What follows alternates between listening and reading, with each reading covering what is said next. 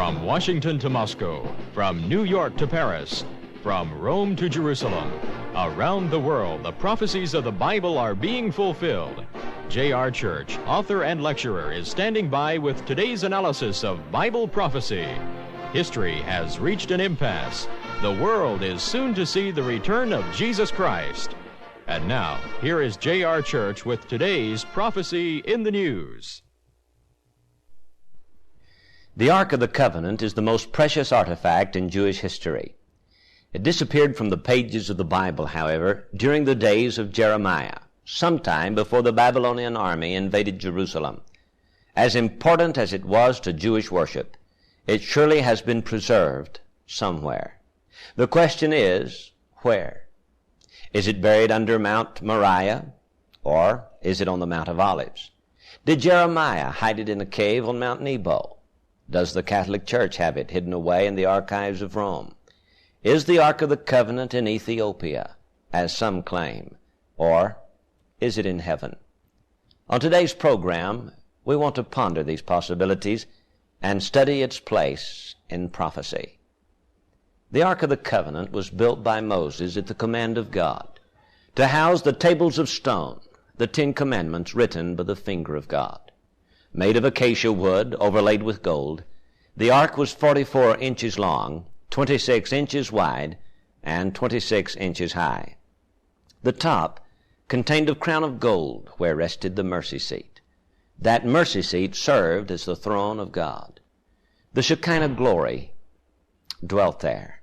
And we are told in Numbers chapter 7, verse 89, that the voice of God was heard to speak from off the mercy seat.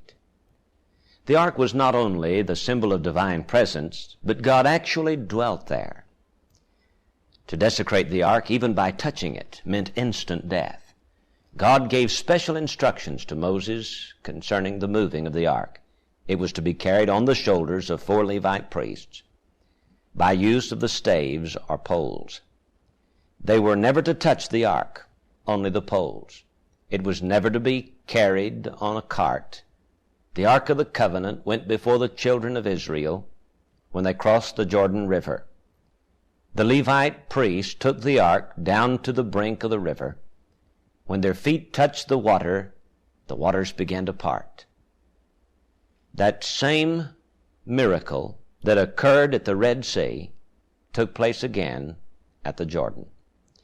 The priest then carried the Ark of the Covenant down into the midst of the dry riverbed of the Jordan and stood there while the Israelites crossed on dry ground.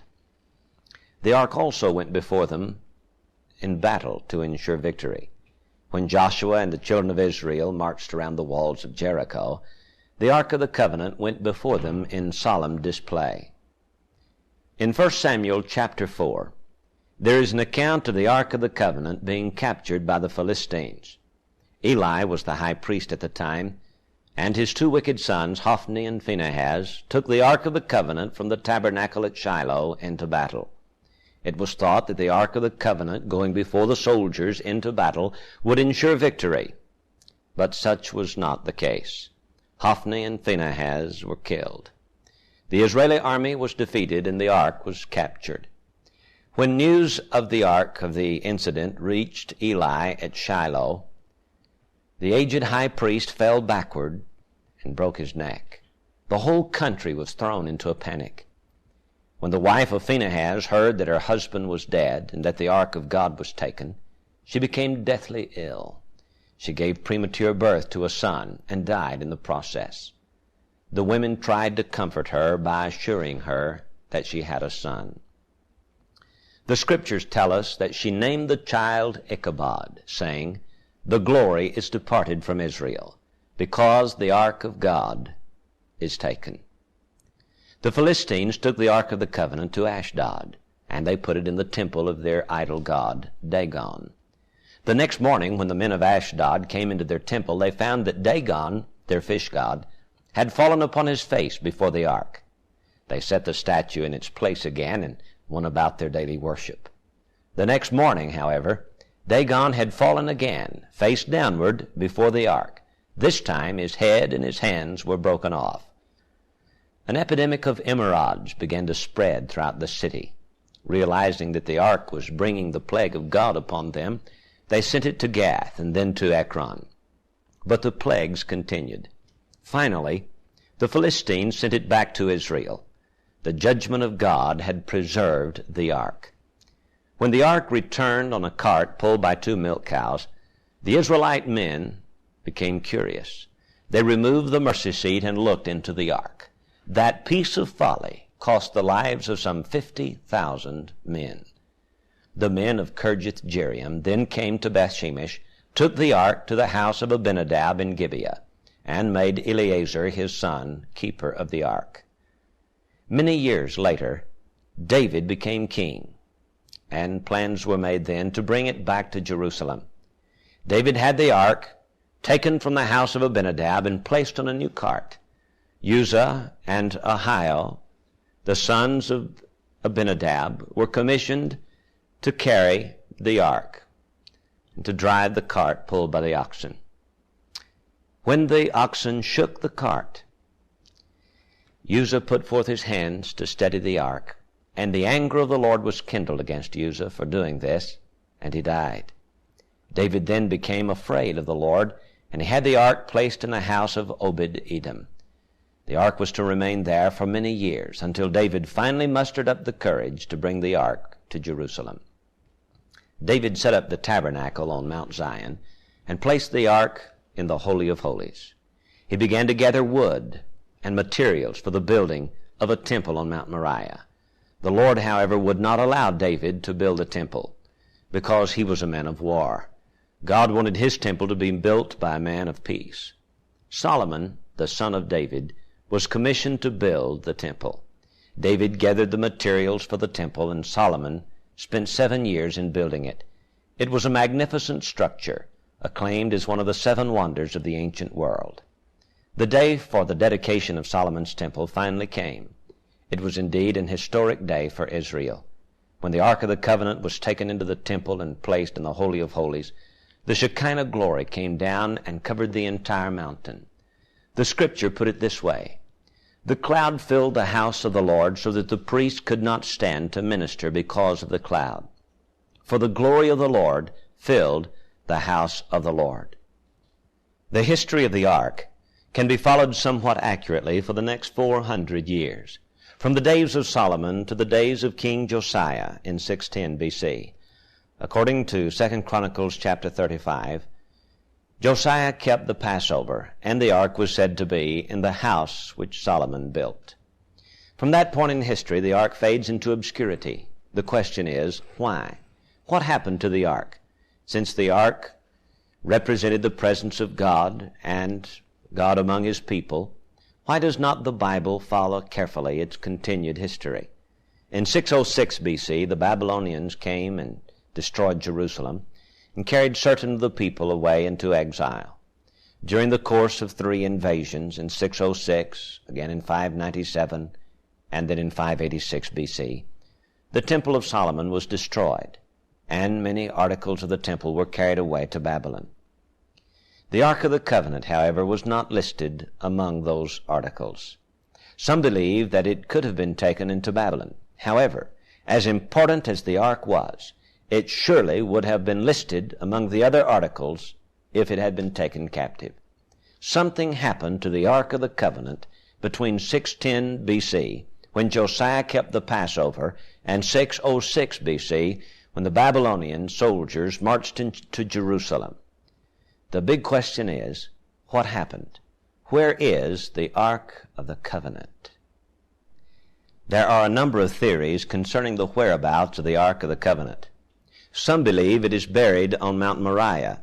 The Jewish people today are not allowed to go into the Temple Mount where the Mosque of Omar stands, because Jewish authorities believe that the Ark of the Covenant with the 2 tables of stone may be buried under the Temple Mount.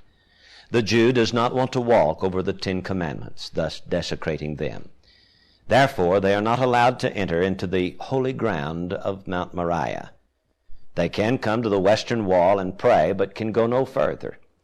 If the Ark of the Covenant is buried under Mount Moriah, it seems that it would have to have been in Herod's temple when the Romans came to destroy it in 70 A.D. In a commentary by Jamieson, Fawcett, and Brown, a statement is made that the ark was not in the second temple, Herod's temple, but that in its stead was a stone called the stone of foundation, 3 fingers high.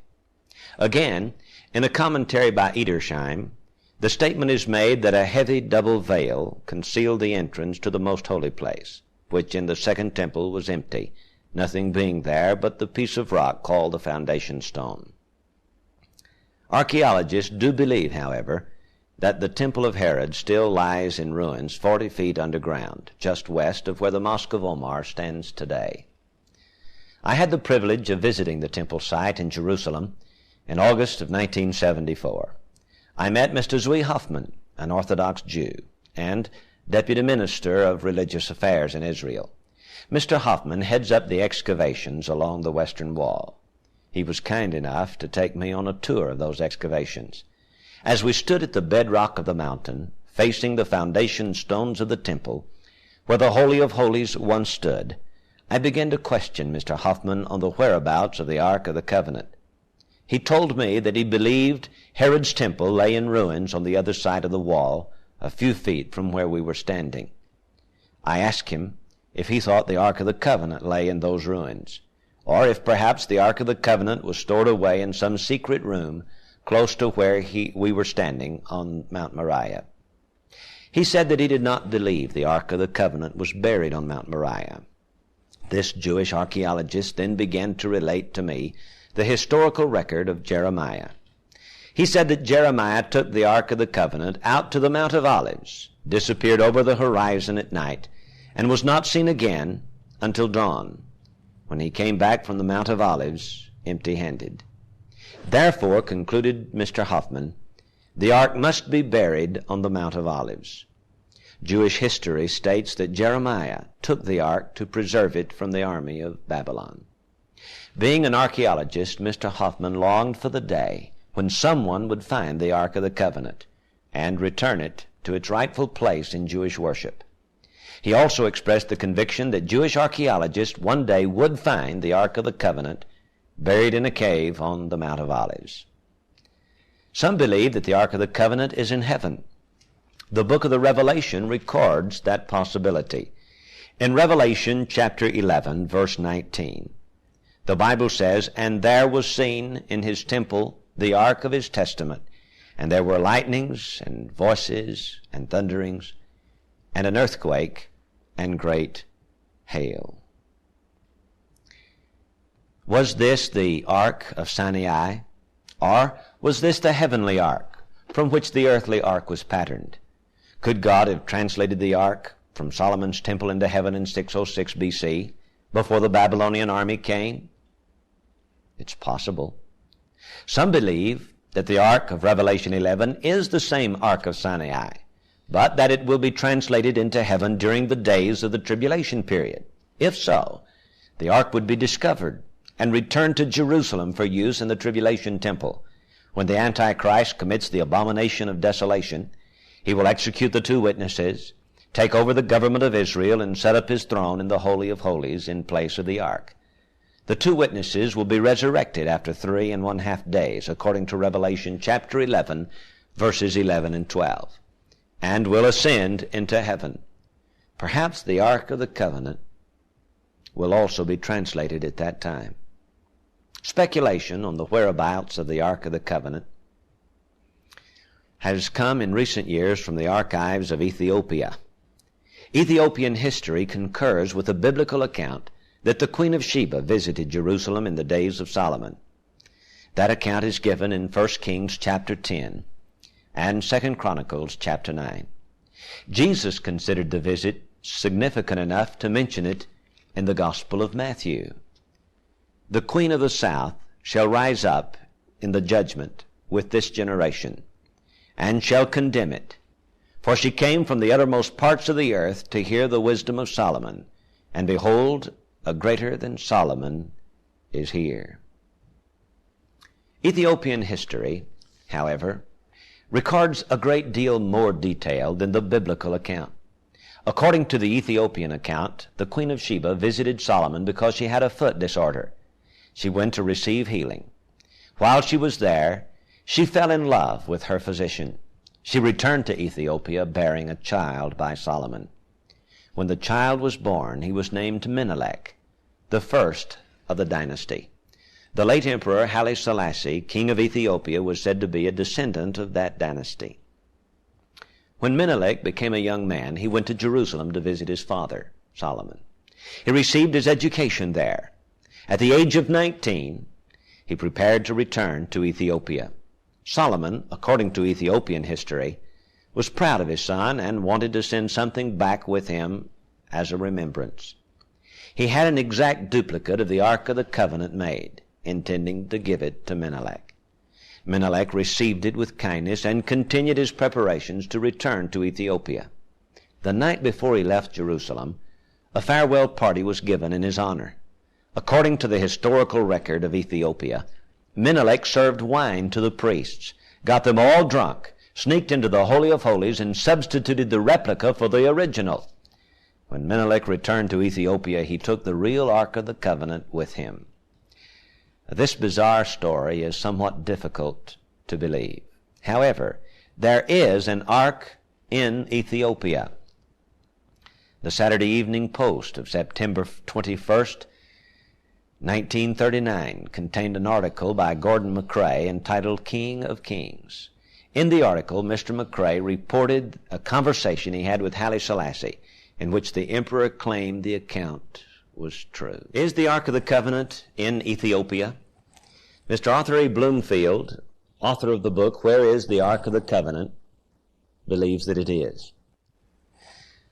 I doubt, however, the authenticity of the Ethiopian history. I do not doubt that an Ark of the Covenant exists today in Ethiopia, but I'm not sure it's the real one. The most authentic account of the whereabouts of the Ark of the Covenant comes from the apocryphal books of 2 Maccabees, chapter 2, beginning in verse 4. Jeremiah, the prophet of God, warned of God, commanded the tabernacle and the ark to go with him as he went forth into the mountain where Moses climbed up and saw the heritage of God. And when Jeremiah came thither, he found an hollow cave, wherein he laid the tabernacle and the ark and the altar of incense, and so stopped the door. And some of those that followed him came to mark the way, but they could not find it. Which when Jeremiah perceived, he blamed them, saying, As for that place, it shall be unknown until the time that God gather his people together again, and receive them unto mercy. I had finished my book, Where is the Ark of the Covenant, that we'll be sending out to those who have written us, and had sent it across the hall to have the manuscript typed. And I had drawn my conclusion that it was in a cave on Mount Nebo. Before the manuscript was completed, I went to a party, a staff party, and there met a gentleman from Amarillo. His name was Mr. Nelson Canode. We struck up a conversation, and in the course of the conversation I told him that I had just completed writing a book, Where is the Ark of the Covenant? Oh, yes, he said, I've seen that. I said, you what? Yes, he said, I've seen the Ark of the Covenant. I said, are we talking about the same thing? The Ark of the Covenant disappeared in the 6th century B.C. and has not been seen by human eyes since. Well, he said, yes, I've seen the Ark of the Covenant. And then he unveiled to me a fantastic story. And I have every reason to believe his accuracy. He said, for 4 years, I was a Benedictine monk in the Roman Catholic Church. And for 3 months in 1973, in the months of April, May, and June, he said, I spent some time in Subiaco, Italy, a little town 30 miles east of Rome, in the Benedictine monastery. While I was there, he said, we went underground. We were going to move some old drapes, move them back to the vaults of the Vatican. He said we went 4 stories underground into the underground vaults or catacombs of the monastery. He said we went down a long hall to a door, and there was a guard standing at the door. We went into the room, and over in one side of the room was the Ark of the Covenant. He said, my superior said, there's the Ark of the Covenant. I said, would you mind describing that for me, please? Well, he said, I didn't pay a lot of attention to it, but he said it had a couple of little angels on top with their wings touching in the center. And it was made of gold. It was so long, so high, and so wide. And I thought, how fantastic. Don't you realize what you have seen? If what you tell me is true, then you have seen something that human eyes have rarely seen. For that was the throne of God in the Old Testament days. Well, he said we were only there to move some old drapes. And then a little light turned on inside. Drapes, I said. I'd remembered that Jeremiah had taken the hangings of the tabernacle out to that cave in Mount Nebo. And so I asked him, what color were those drapes? Well, he said, there were some red, some blue, some purple, some gold. Oh, I said, don't you realize that you could have been handling the very hangings of the tabernacle built at the foot of Sinai at the direction of Moses? Well, he said, my superior did say, you fellows be careful with those drapes. They are very old. He said we put them in long metal boxes and put metal lids down on them and then locked them down to seal the lids. And we hauled them back to Rome and put them in the underground vaults of the Vatican. He said there's no telling what has been hidden in the many, many catacombs under most of the monasteries throughout Italy. If the world only knew the treasures, the gold, the artifacts taken over the past 1,600 years from the various countries of the world. Think of it. He could have seen the Ark of the Covenant. From all indications, it is buried 4 stories down underground beneath the Benedictine monastery in Subiaco, Italy. He said while there, he got sick. While staying in the monastery directly above the cave that housed the Ark of the Covenant, he became ill. And the kind of illness he had is strikingly similar to the kind of illness experienced by the Philistines when they took the Ark of the Covenant to their temple of Dagon. Amazing that after all these years, the Ark of the Covenant could actually be in the underground vaults of the Vatican. Perhaps the Jewish people aren't even aware of that. And it may be that the Antichrist will receive the Ark of the Covenant as a gift for the Jewish people from the Pope at the beginning of the tribulation period and taken to Jerusalem to be set up in the Jerusalem Great Synagogue if the tribulation period be just around the corner. A gift to the Jewish people and then desecrated in the middle of the tribulation period by the Antichrist. Yes, we now know where the real Ark of the Covenant is being kept. No one is allowed to go in. No cameras are allowed. No one can take a picture. The world has not seen what the Ark of the Covenant actually looks like. Nobody knows. One day, perhaps the world will be allowed to see the Ark of the Covenant. But when that day comes, Christian, look up, for your redemption draweth nigh.